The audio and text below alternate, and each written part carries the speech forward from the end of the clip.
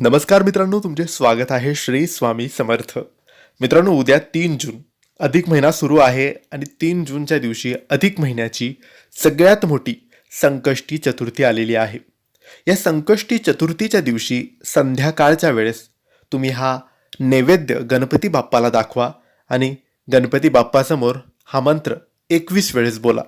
जीवनातील सर्व विघ्न, सर्व अडचणी तुमच्या दूर होतील, गणपती बाप्पा प्रसन्न होतील, तुमच्या आयुष्यात सुख, समृद्धी आणि भरभराट येईल. मित्रांनो, तुम्हाला सगळ्यांना माहीत आहे की अधिक महिना सुरू आहे आणि अधिक महिन्यात येणारी प्रत्येक तिथी ही शुभ मानली जाते. मग ती एकादशी असेल, चतुर्थी असेल, पौर्णिमा असेल, किंवा मग प्रदोष व्रत असेल. आता चतुर्थी आली आहे, गणपती बाप्पाचा दिवस, आणि संपूर्ण महिना असतो विष्णूला समर्पित. म्हणून ही चतुर्थी चुकवू नका. जर तुम्ही प्रत्येक चतुर्थीला उपवास करत असाल तर या चतुर्थीला देखील उपवास करा.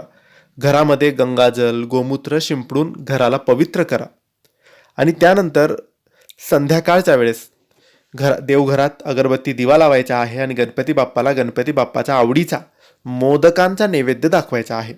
मग ते कोणतेही मोदक असतील, उकळीचे मोदक असतील, तळणीचे मोदक असतील, पुरणाचे मोदक असतील, तुम्ही तुमच्या पद्धतीने, तुमच्या पारंपरिक पद्धतीने तुम्ही जे मोदक बनवू शकतात ते मोदक बनवायचे आहे आणि गणपती बाप्पाला तुम्ही ते मोदक दाखवायचेच आहे. कारण गणपती बाप्पा मोदकांच्या नैवेद्याने प्रसन्न होतात आणि 21 या संख्येत मोदक करायचे आहेत.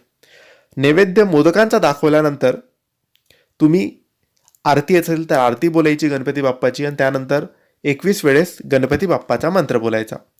हा गणपती बाप्पाचा मंत्र म्हणजे ओम गण गणपते नमः, ओम गण गणपते नमः. अगदी सोपा मंत्र आहे. याचा जप 21 वेळेस केला तरी चालतो, एक माळ केला तरी चालतो, पण नक्की करा. हा अत्यंत प्रभावी मंत्र मानला जातो. श्रद्धेने जप केल्यास गणपती बाप्पा भक्तांच्या विघ्नांचे निवारण करतात आणि अडकलेली सर्व कामे मार्गी आपली लागतात. मंत्र जप झाल्यानंतर आपल्या मनातील इच्छा गणपती बाप्पांना सांगा, त्यांचा आशीर्वाद घ्या आणि मोदकांचा नैवेद्य सगळ्यांना वाटा. अशा रीतीने तुम्ही चतुर्थीच्या दिवशी मोदकांचा नैवेद्य आणि या मंत्राचा जप करायचा आहे.